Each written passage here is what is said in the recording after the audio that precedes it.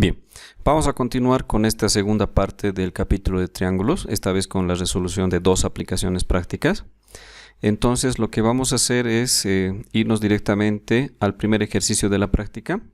Tenemos esta figura donde tenemos que determinar nosotros, según la consigna, el valor del ángulo alfa, ¿no es cierto? Habría distintas formas de resolver este ejercicio. Yo lo voy a hacer aplicando la propiedad de la colita de ratón, para lo cual entonces nos vamos a dibujar un triángulo cualquiera. Entonces fíjense, vamos a dibujar un triángulo cualquiera.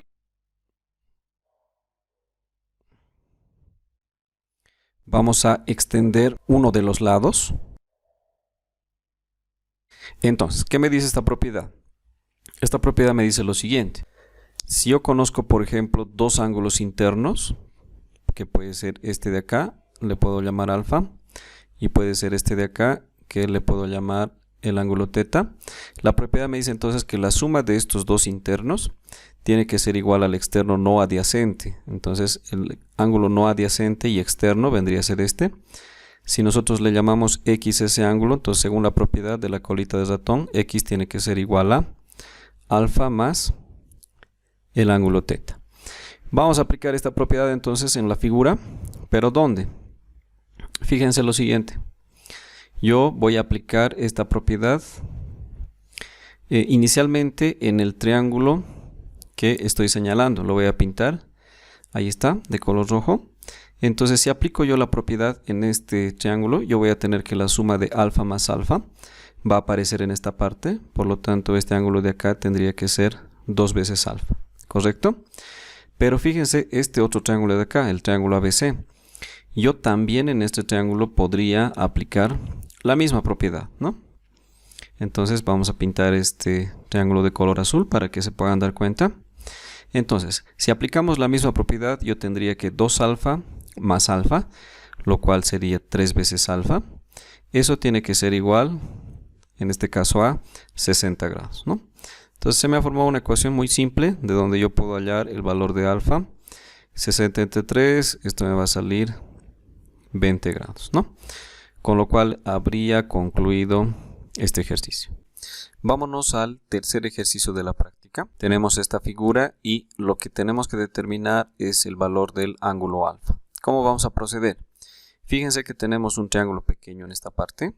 Lo vamos a pintar de color rojo. Ahí está. Entonces, ¿qué propiedad podríamos aplicar en este triángulo? Yo podría aplicar la propiedad de la colita de ratón. ¿Qué me dice esta propiedad? Me dice que la suma de, en este caso, dos internos, que podría ser alfa más teta, me tiene que dar el externo no adyacente, es decir, 40 grados. Entonces vamos a escribir esta primera ecuación que estamos formando. Vamos a decir que, un asterisco para organizarnos, la suma de alfa más el ángulo teta tiene que tener un valor de 40 grados, ¿no? Esta vendría a ser entonces una primera ecuación que estamos determinando. Ahora, ¿qué podemos hacer? Podemos trabajar en el triángulo grande, en el ABC, y aplicar la propiedad fundamental que tiene que ver con los ángulos internos. Entonces, para explicarles esta propiedad, nos vamos a dibujar un triángulo cualquiera. Lo vamos a hacer por esta parte. Entonces, ¿qué nos dice esa propiedad? Empezaremos dibujando un triángulo cualquiera. Esta propiedad entonces nos dice que la suma de los tres ángulos internos, por ejemplo, le podemos poner nombres.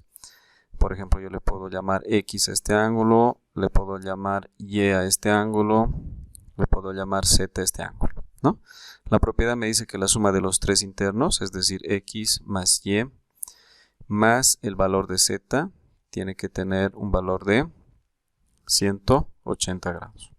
Voy a aplicar entonces esa propiedad en el triángulo ABC. Voy a colocar un asterisco y voy a sumar los tres ángulos. Fíjense.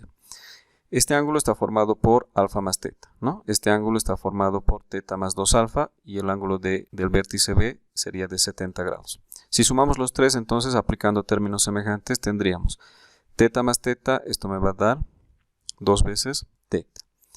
Más, acá tengo alfa más 2 alfa, esto me va a dar 3 veces alfa. Más el ángulo en el vértice C, que sería 70 grados, según la propiedad.